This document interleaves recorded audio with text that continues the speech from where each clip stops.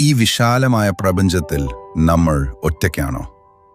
സൗരയൂഥത്തിൽ തന്നെ ഭൂമിക്ക് പുറമെ ജീവൻ നിലനിൽക്കാൻ സാധ്യതയുള്ള ചില പ്രധാന ഗ്രഹങ്ങൾ ശാസ്ത്രലോകം കണ്ടെത്തിയിട്ടുണ്ട്. അവ ഏതൊക്കെയാണെന്ന് നോക്കാം. ഒന്നാമത്തേത് ചൊവ്വയാണ്. പണ്ടുകാലത്ത് നദികളും തടാകങ്ങളും ചൊവ്വയിലുണ്ടായിരുന്നു. ഇന്ന് ചൊവ്വയുടെ ഉപരിതലത്തിന് താഴെ ഐസ് രൂപത്തിൽ ജലത്തിന്റെ സാന്നിധ്യമുണ്ട്. ജീവന്റെ അടയാളങ്ങൾക്കായി നാസയുടെ റോവറുകൾ ഇന്നും അവിടെ തെരച്ചിൽ നടത്തുന്നു. അടുത്തത് വ്യാഴത്തിന്റെ ഉപഗ്രഹമായ യൂറോപ്പ.